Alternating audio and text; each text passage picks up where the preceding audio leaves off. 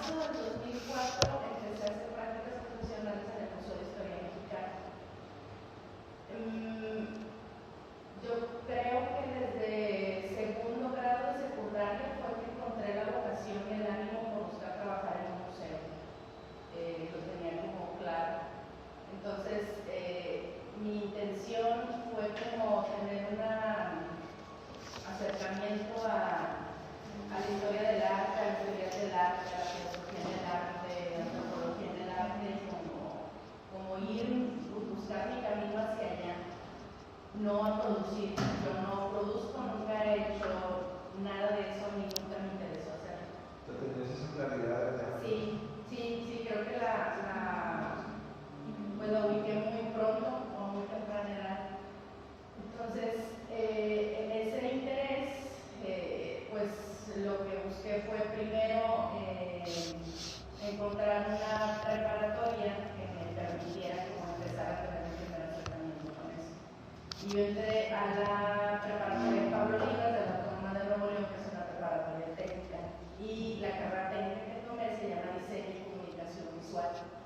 Y ya tenían ellos clases de historia del arte, de antropología del arte, ya había como ese primer acercamiento. ¿Se llama así carrera técnica? Sí, es una carrera técnica. Ajá. La prepa Pablo Olivas tiene, si no me equivoco, creo que ya tiene 3 sedes. La primera está en el centro de Monterrey, muy cerca de la avenida Cuauhtémoc, por ahí, que es en donde yo estuve. Es una escuela muy vieja, de las más viejas del área metropolitana.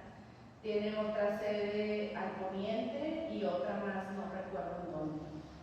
Pero son estas preparatorias técnicas como la Álvaro Obregón, la técnica médica, que son de la Autónoma de Nuevo León, y que pues, te ofrecen la carrera de bachillerato, el ordinario, con alguna especialidad en algún área técnica. Entonces, ¿tienen esa especialidad y tienen otras más? Y hay otras más, sí, tienen varias más en la oferta. ¿Alguien salió de la Pablo Olivas? ¿Nadie? Mi mamá estudió en la Pablo Olivas, en la preparatoria. ¿Y tenías especialidad también? No, ella estudió modista. ¿Disculpa? Modista. Ah, ok. Yo estuve en Álvaro Obregón. ¿En la de Churubusco? Sí. Ah, muy bien. ¿Y tenía especialidad también? Sí, en diseño gráfico. Ah, ok.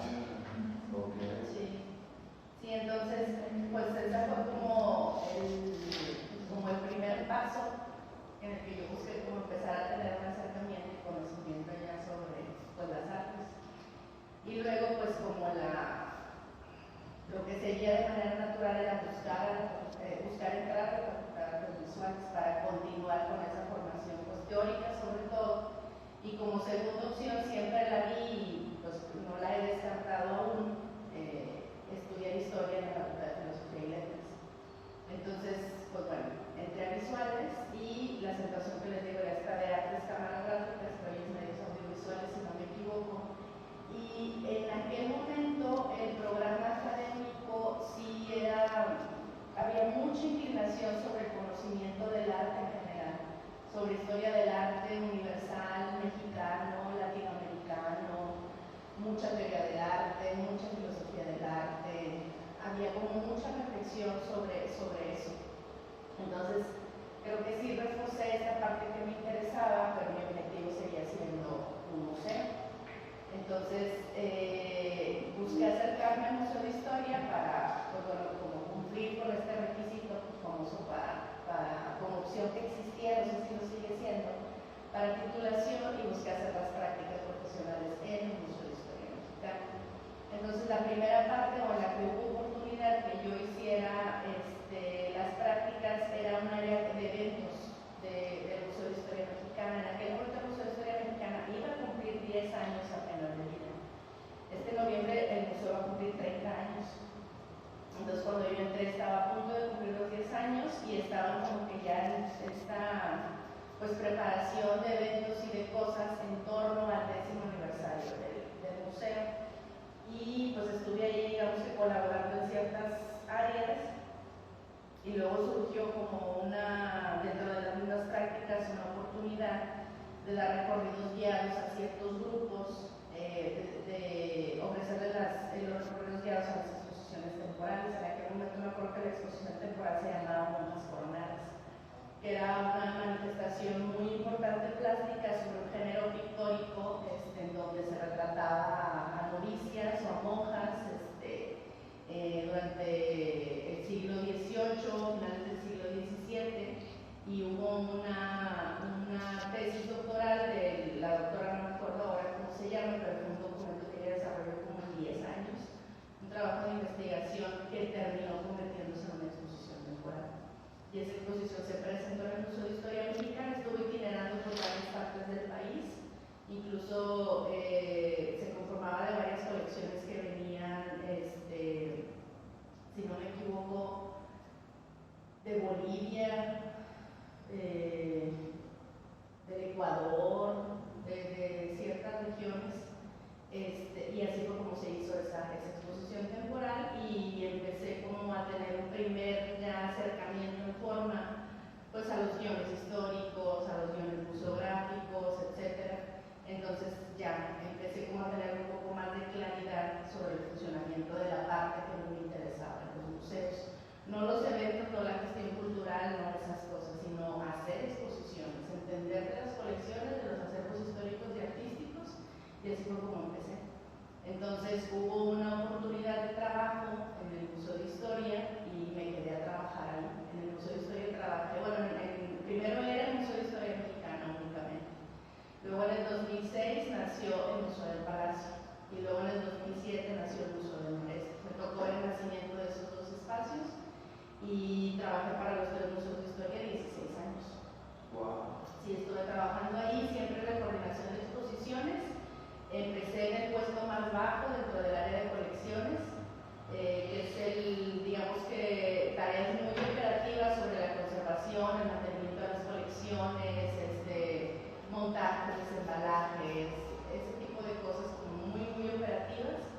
Y luego empecé ya a hacer trabajos más administrativos, encargándome de la colección, de temas ya más sobre logísticas para los traslados de las exposiciones, temas de pólizas de seguros, de comodatos, de gestiones de ese tipo para lograr tener los acervos para las exposiciones. Y luego finalmente terminé siendo responsable de la jefatura de colecciones, que es quien administra y ve por todo el acervo que se exhibe en los tres museos de historia. Entonces esa fue como la última responsabilidad. Y después de 16 años, pues, mi interés siempre fue como, sí, trabajar en un museo y ser profesional en el museo, pero yo lo veía de que quizás estaba siendo profesional, pero solamente en ese espacio, porque era el único en el que yo había trabajado. Entonces renuncié, pero yo ya tenía, digamos que, una puerta abierta que logré abrir pues, en este trayecto para trabajar en un museo mucho más pequeño, pero logrando una flexibilidad con los tiempos que a mí me favorecía para hacer proyectos de manera independiente, que ya los había estado empezando a hacer, pero no con la frecuencia o no con la magnitud que yo quería, que sabía que podía alcanzar, porque la demanda en tiempo en los tres museos de historia era mucha. Entonces, ¿A qué te refieres con la demanda del tiempo? ¿mande? ¿A qué te refieres con la A que mi vida entera estaba ahí, depositada, día y noche prácticamente. Sí, era mucho, y sí fue muy interesante, fue la verdadera escuela para aprender sobre museos, pero sí era solamente eso, no me daba oportunidad como de buscar otra cosa, de intentar hacer otra cosa, no podía. Pero no tenía que ver con que no había otros cargos que te apoyaran. Sí lo sabía, pero la actividad, al menos en ese espacio o en esta red de tres museos, es fuerte, se hace mucho, se genera mucha proyecto expositivo, el acervo es muy grande, demanda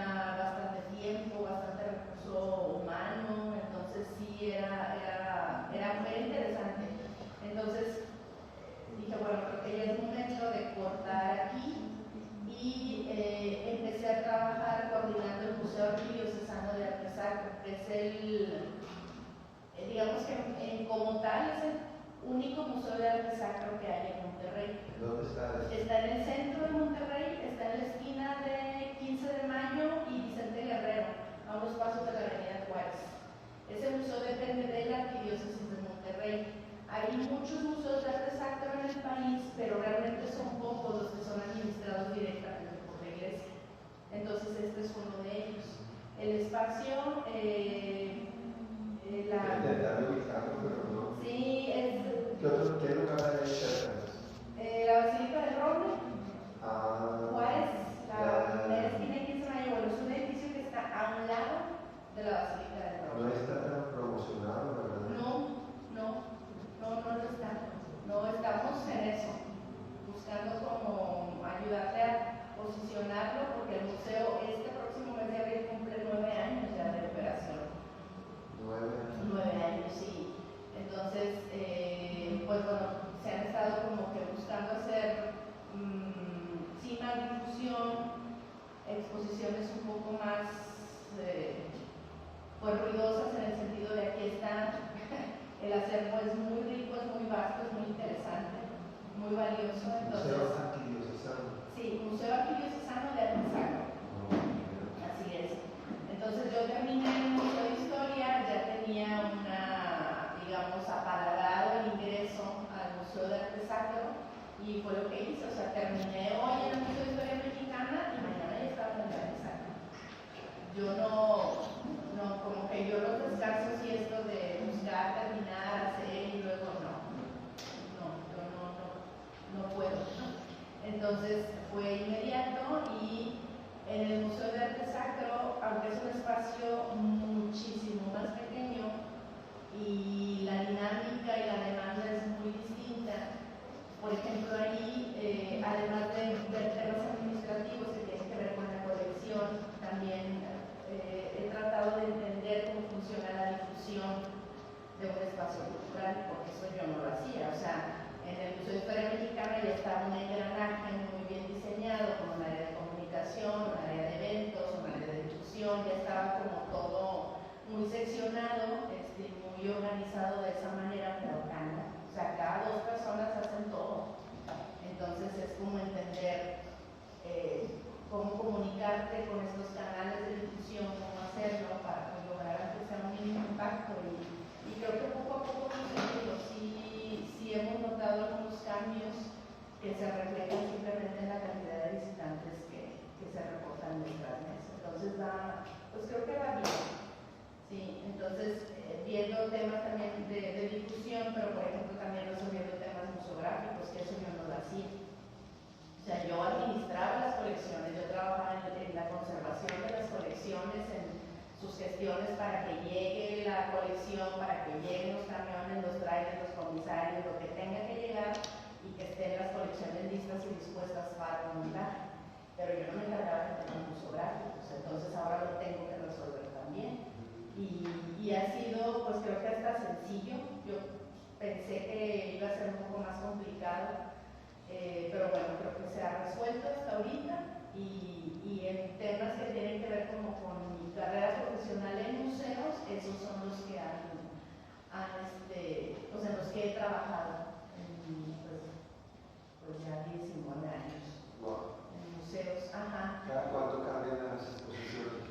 Por ejemplo, en el de arte sacro las estamos cambiando más o menos cada 6 meses, 6-7 meses aproximadamente. ¿Y cuánto tiempo toman preparar la exposición? Prepararla,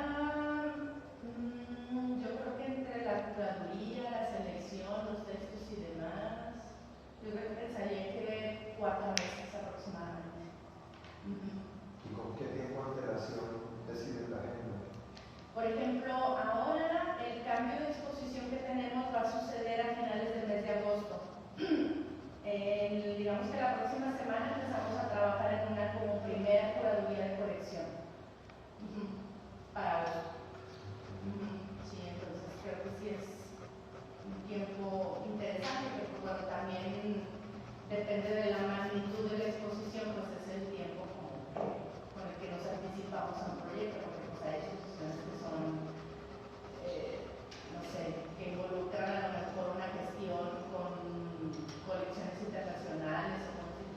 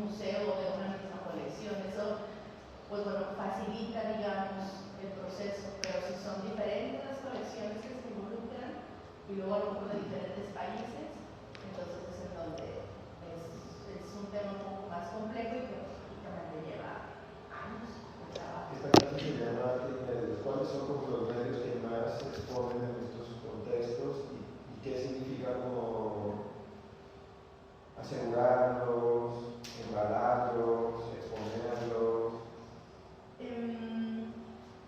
Hay, digamos, como lineamientos y protocolos ya muy establecidos en ciertas instituciones, en donde ya hay como hasta una dinámica natural para cumplir con esos requerimientos. Pero, por ejemplo, ya hablando a niveles de estos museos, por ejemplo, dependientes de instituciones federales como el INA, el INBA, o estos como regionales, pero que dependen de secretarías de cultura o del gobierno del estado, pero que ya tienen una categoría un poquito más elevada. Creo que al menos en lo que yo conocí es como una claridad en papel y en compromiso de una institución con otra. O sea, como de dejar muy claro cuáles son los requerimientos de yo te estoy pidiendo, pero tú que ves cómo me lo estás condicionando. Hay, por ejemplo, museos a nivel administración federal que son muy rigurosos en cuanto a sus condiciones de préstamo. Por ejemplo, el Museo Nacional de Antropología, el Museo del Templo Mayor, el Castillo de Chapultepec, las colecciones, por ejemplo, históricas que estuvieron alguna vez en Palacio Nacional, son como muy requisitosas en cuanto a cumplimientos administrativos, pero también operativos. O sea, el tratamiento específico que tiene, por ejemplo, las pinturas, las esculturas, los objetos, es diferente. O sea, cambia la dinámica. Sí, cambia mucho, sobre todo por el tipo de materiales.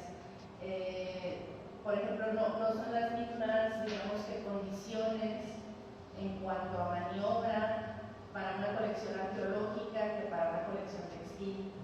Entonces, los lineamientos son muy diferentes porque el tipo también de protección al patrimonio arqueológico, por ejemplo, es muy riguroso y es muy, pues muy de lupa.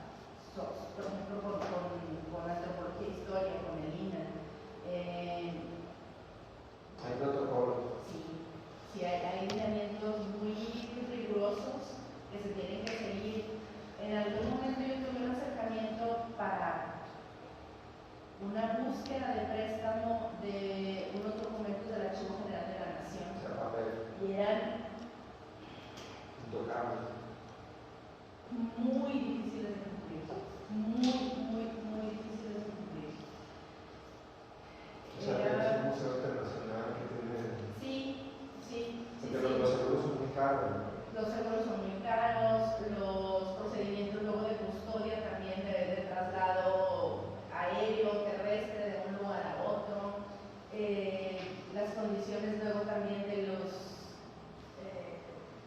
camiones en los que vas a trasladar, si es vía terrestre, tiene que cumplir con muchas condiciones de controles de temperatura y humedad, rastros satelitales, custodias armadas, horarios de traslados, porque no se pueden estar moviendo en la noche de un lugar a otro. Son como condiciones muy rigurosas que buscan salvaguardar este patrimonio nacional. Entonces, sí hay algunas que es muy difícil de cumplir. Porque hay delegados que acompañan esas piezas, por ejemplo, en las instituciones. Sí. O sea, que van con ellas. Disculpa, ¿han declinado alguna vez el tener una pieza como parte de su muestra artística por estos mismos procesos algunas veces?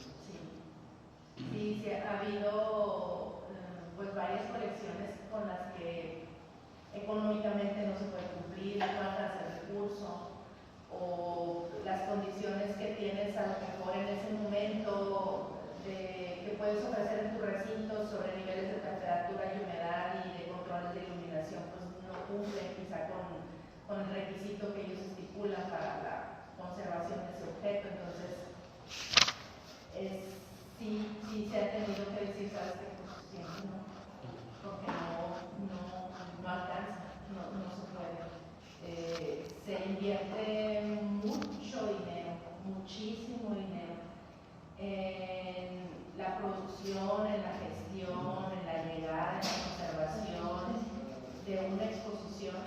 se invierte muchísimo dinero. Disculpa, digo, solo por curiosidad, Sí. aproximadamente cuánto vale una exposición. Hay exposiciones que, por ejemplo, ya viene como establecida una renta. Digamos que una institución reúne una colección de piezas, no sé, a lo mejor arqueológicas, no las únicas en el mundo, sino que puede haber 3 o 4 más, por una temporalidad de 5 meses, en donde a lo mejor pueden incluir ya un trabajo de elaboración de cédulas de pie de objeto, pues que ya están hechas, tú ya no las tienes que hacer, los textos ya están hechos, digamos que ya hay un paquete de una exposición. Entonces, no sé, también la experiencia, digo, me ha tocado ver costos de rentas de exposiciones desde 800,000 pesos hasta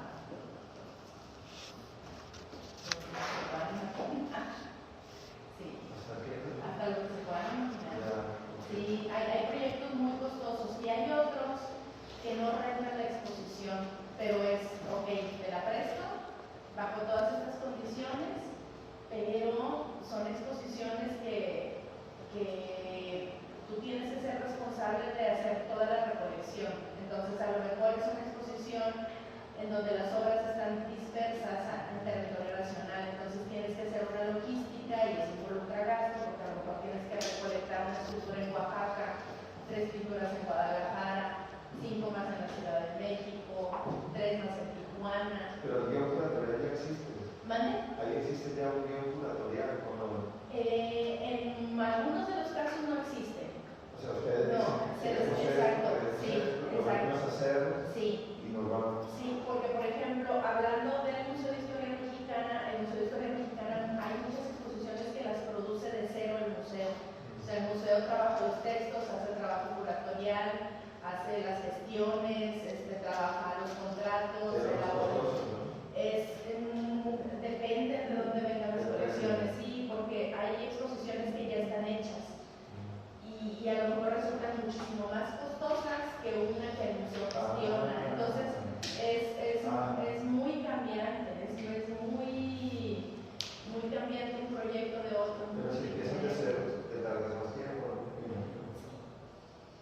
Sí. ¿Cuánto tiempo aproximadamente? Un año, pues por ahí. ¿Y cuál es el soporte más difícil de, digamos, recolectar, transportar, mantener? En cuanto a material, Sí, yo creo que es el textil. es más difícil, Sí. más que el papel. Más que el papel. Más que el Más que el papel. papel. A mí sí me ha tocado temas muy complejos con temas textiles. Y es muy caro también. Muy caro. Sí, porque es de una muy alta fragilidad. El tema, por ejemplo, de la luz tiene que ser sumamente controlado, porque pues, es el factor elemental para el deterioro de una fibra textil. Las condiciones de temperatura y humedad, sobre todo, tienen que ser muy rigurosas. Mientras existe el proceso de manipulación para el embalaje, mientras sucede el traslado, el proceso de desembalaje para montaje y mientras el objeto está exhibido y otra vez vuelve a guardar. Es difícil el textil, sí, es difícil, pero también creo que en cuanto a objeto histórico, o sea, puede ser una bandera, puede ser un zarape, puede ser un huipil, infinidad de prendas, pero creo que ofrecen mucho, o sea, hacen de una exposición algo muy rico. Ver textiles es muy interesante, pero sí es muy complicado, es de muy alta creatividad. Y después del textil. Y después de eso, pues yo creo que pudiera ser sí el papel o ciertos objetos arqueológicos, sí, o el marfil también. El marfil. El marfil. Qué raro, ¿por qué? Porque también es de muy alta creatividad. Sí. Y también las condiciones de humedad en el marfil también son muy rigurosas. Sí. Sí, pero yo creo que más o menos por ahí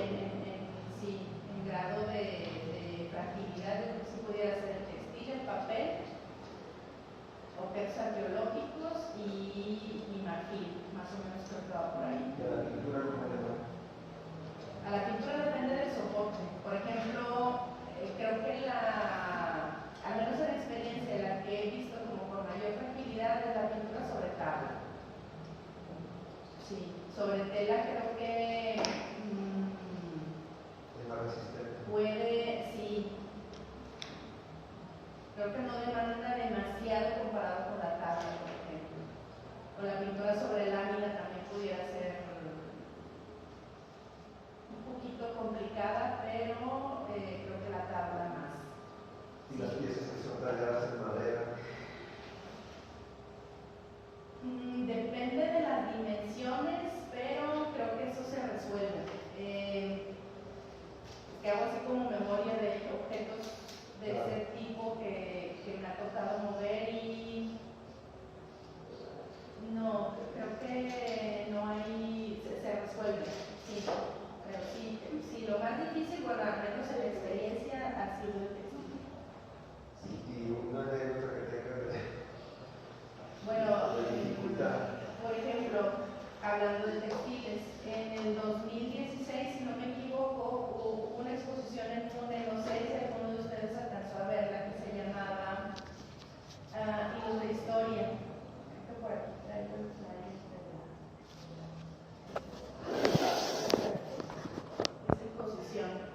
Esa exposición Hilos de Historia era un trabajo ya hecho por el Museo Nacional de Historia, el Castillo de Chapultepec, que depende del Instituto Nacional de Antropología e Historia. Entonces esa exposición era una expo con piezas textiles todas.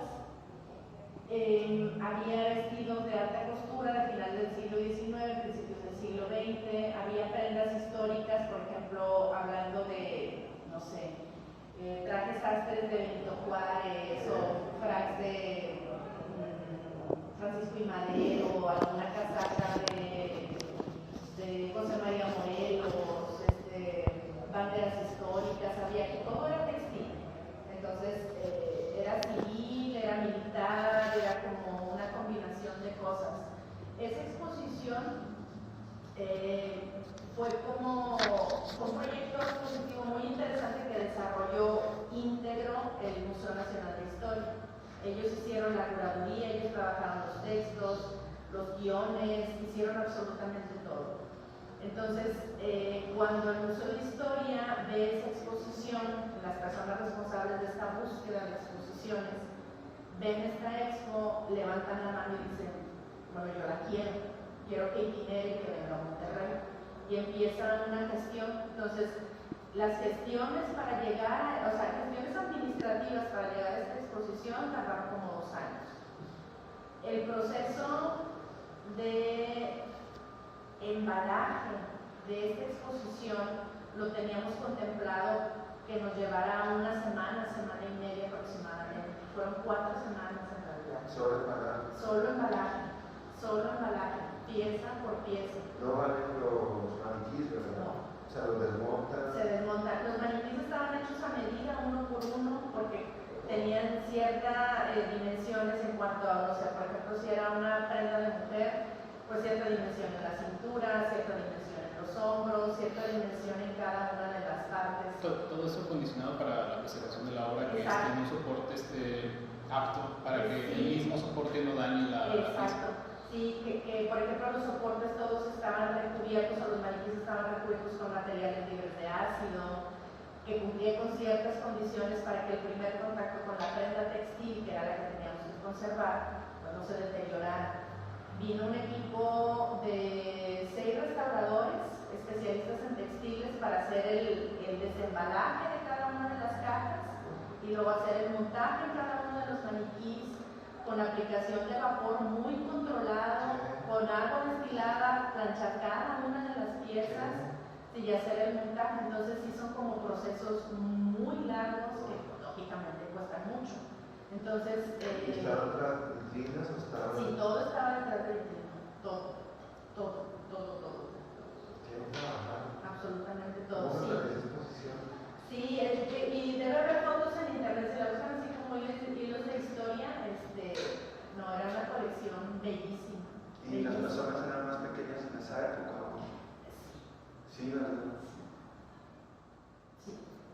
Sí, por ejemplo, este vestido que está aquí, pues yo creo que debe haber sido de una dama de 1,45 de estatura, más o menos. Sí, sí, eran muy chiquitos, muy chiquitos. Sí, y los caballeros también, sí, y todo como muy compactito. Más delgados. Mucho. Sí, mucho. Entonces, ha habido así exposiciones que son 4 semanas de trabajo, 3 semanas de trabajo, y hay otras en las que en 3 o 4 días Está todo. ya hiciste todo, sí. Sí, pero depende de la fragilidad, de la antigüedad del objeto, de con qué institución estés trabajando, porque cada una tiene sus lineamientos y sus condiciones. Entonces es muy cambiante un proyecto de otro, pero muy diferente. Sí, administrativamente y operativamente. Qué rica experiencia, qué increíble escuchar Sí, eso. sí, han sido acervos muy interesantes. Y luego, por ejemplo, hay otra exposición, hablando como de cosas que han sucedido. Una exposición en el Museo del Noreste muy interesante que se llamaba La lucha libre de historia jamás contada, una historia jamás contada. Esa es la primera exposición sobre historia de la lucha libre en México que se ha hecho con rigor. Hubo muchísimo trabajo de investigación para tener los antecedentes de cómo empezó la lucha libre como espectáculo en el país. Y es algo en lo que en tiempo nos ubicamos a finales del siglo XIX, cuando empezaron con nuestras primeras exhibiciones de lucha libre. Fue en los años 30 más o menos, ya del siglo XX, que empezaron a crearse estos personajes misteriosos, mágicos, en México, con ciertos nombres y características para la lucha libre mexicana. Esa exposición fue completamente realizada de cero desde el Museo de Historia Mexicana para su exhibición en Múnich, depende del Museo de Historia Mexicana.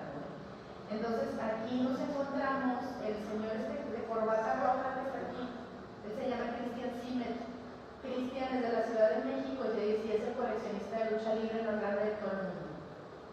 Cristian tiene absolutamente todo lo que se puedan imaginar sobre lucha libre. Todo. No hay quien tenga más que él. Entonces nos encontramos con Cristian, nos encontramos con Cristian y nos encontramos con Orlando, que es este chavo que está acá atrás. Y Orlando ha hecho mucha investigación sobre la historia de la lucha libre. Entonces, en conjunto el equipo del Museo de Historia Mexicana con Orlando desarrollamos el proceso de investigación, de guiones, de celularios, de textos y demás, y para trabajarlo a la par con la colección de Cristian. Entonces se logró una exposición increíble en donde el trabajo para hacer el guión, yo creo que fueron como 4 meses de lunes a domingo. No hubo descanso, no lo hubo, hasta sacar ese guión, hasta terminarlo, hasta saber qué pieza iba con qué texto, todo.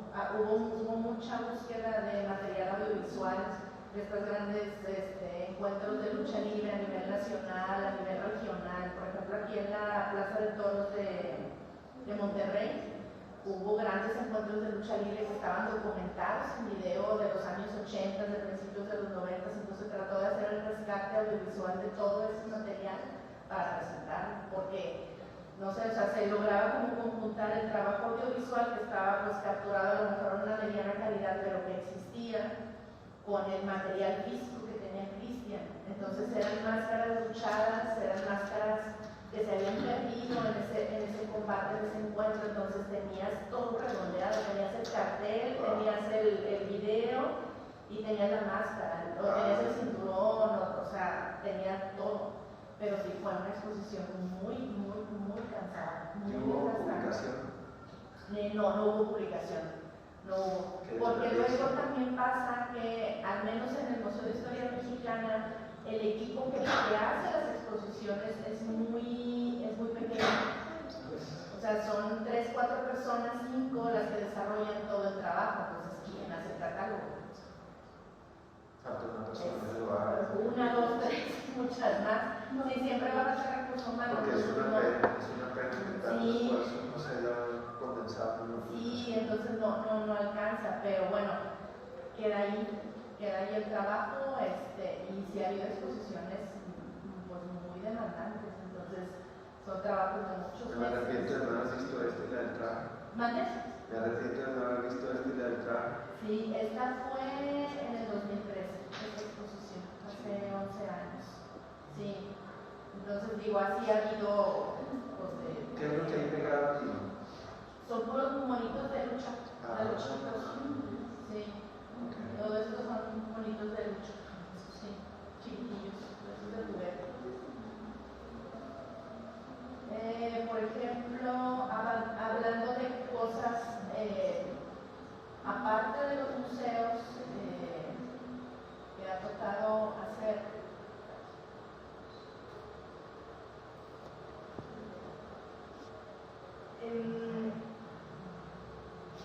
este cambio que hice de salir del museo con 24 horas estar ahí a colaborar ahora en otro espacio que me permite pues cierta flexibilidad en cuanto a tiempos, me ha dejado hacer cosas que eran ya de mi interés desarrollar de manera independiente. Entonces, el año pasado y el año antepasado, porque fueron como dos etapas diferentes, se desarrolló un proyecto de restauración de un salón que se llama el Salón Benito Juárez, salón de recepciones, que se llama Benito Juárez, que está en la segunda planta del Palacio de Gobierno de Nuevo León, en la explanada de los Héroes. Ese salón forma parte del diseño original del edificio que fue concebido y fue diseñado por el general Bernardo Reyes cuando era gobernador del estado de Nuevo León a finales del siglo XIX y principios del XX. Entonces, ese salón de recepciones, Bernardo Reyes lo pensó pues, con la intención de que estos encuentros diplomáticos y estas como recibir personalidades internacionales pues sucedieran ahí, ¿no? Porque pues era un espacio como con toda galanura, con toda, pues digamos, derroche, además un espacio como lindo, pero sí como muy, todavía con este toque muy porfirista, con esta esencia muy parisina y como muy bella, ¿no? Entonces muy bello. Entonces el diseño de ese salón sucedió así. Sí estuvo en función de mucho tiempo, pero con el paso de los años y el paso de las décadas dejó de utilizarse. Incluso fue intervenido en un par de ocasiones. El piso, que aquí se ve una duela, originalmente era un parquet. El parquet es también como una duela, pero son elementos de madera recortados uno por uno y ensamblados de una manera muy interesante, no pegados, sino como si fuera un gran rompecabezas y se hacía un piso de madera enorme, pero era pieza por pieza, así, cositas muy pequeñas. Entonces ese era el piso original. Y los muros, aquí por ejemplo, ya están intervenidos y le aplicaron como forro textil en algún momento, tapiz. ¿Y qué pasó con ese piso? Con ese piso, alguien lo quitó, en algún momento lo intervinieron en los 60, 70 y lo quitaron. Así, se fue. Sí, se fue. Y los muros, pues los cubrieron con este tapiz, que originalmente no llevaba un tapiz, sino que era el acabado a cal después del sillar. Lleva un acabado en cal con un tono en color crema y ese era el acabado que tenía. Sí, entonces el gobierno del estado, al menos desde hace como 20 años, tenían ya un proyecto que había pasado de administración en administración de restaurar este salón y de regresarlo a su estado natural. En la medida de la posibilidad, volver a hacer el parquet, volver a hacer los cortinajes que alguna vez hubo, porque sí hay varios registros fotográficos de las primeras décadas del siglo XX que servían mucho como apoyo para reproducir. Y luego una cosa que hizo Bernardo Reyes fue armar todos los expedientes de construcción del Palacio de Gobierno. Él se encargó personalmente de que ningún papel, ninguna factura, ninguna nota de proveedor, ninguna muestra de tapiz se perdiera. El mismo Bernardo Reyes. Entonces, hay como 5 cajas que están guardadas en el Archivo General del Estado que son el expediente de construcción del Palacio de Gobierno. Pues no el que lo diseñara, pero fue la cabeza. O sea, Bernardo es espacio en sí. Sí, exacto. Sí, Supervisión, ejecución. él fue artífice de un montón de cosas muy interesantes a principios del siglo XX aquí en el estado. Entonces, se encargó como que de que se resguardara todo este expediente, que sirvió mucho para tener la referencia de los materiales originales de cada uno de los salones del Palacio de Gobierno, no solamente de este, sino de todo. ¿Y todo lo cambiaron? No todo, pero sí hubo, digamos que un grado de intervención interesante.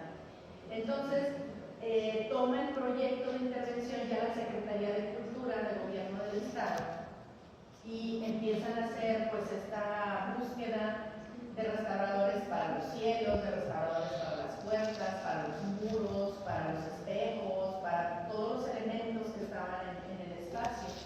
Entonces, hay oportunidad de que yo me encargue, junto con un equipo de personas que trabajan conmigo, de todo el proceso de desmontaje y embalaje de todo este mobiliario. Entonces, lo que vemos aquí son estos espejos que pues se ubican a muro dentro del Salón Juárez, y lo que hicimos fue el proceso de desmontaje y de embalaje para trasladar luego todo esto a unas bodegas de patrimonio del estado donde luego fueron restaurados, fueron limpiados, fueron restaurados y etcétera. Mientras todo eso sucedía, un equipo de restauradores entró al Salón Juárez y trabajaron los pisos, los muros, los cielos, las puertas, se hizo todo un proceso de restauración del espacio, y luego pues bueno, ya finalmente nosotros regresamos con todo el mobiliario e hicimos el montaje de todo nuevamente. Entonces son de las cosas que digo, de otra manera pues no podría desarrollar estando yo solo en un espacio. Claro, no te da tiempo de hacer Sí. más. Por ejemplo, es un espejo monumental. Ahí están parando. Ahí, ese quedó embalado ahí, ese se lo estamos pasando. Más fácil. Sí, están enormes. Entonces es como primero hacer una revisión de dónde lo puedes pegar, dónde no, porque ya muchos elementos que ya estaban pues muy deteriorados. Puede haber accidentes ahí. Sí, siempre ante la mínima manipulación hay riesgo de que algo suceda, por eso pues tienes que medir, estudiar bien el objeto para saber de dónde sí y dónde no. Y este era el espejo monumental que está ahí a muro, entonces ese es el proceso de desmontaje. Espectacular. Sí, está muy bonito. Esa luz de arriba del cielo Ajá. es más moderna. Antes no existía eso. Que también todo el sistema de iluminación lo cambiaron. El sistema de iluminación y de climatización lo cambiaron. Y es buena esa luz para esa. Pues digamos que era muy fuerte, entonces sí la balanzaron, la atenuaron. Ya hay LED desde ahí, y eso ayuda mucho para cuestiones de conservación, ya la luz que se usaba anteriormente como halógeno pues era la que deterioraba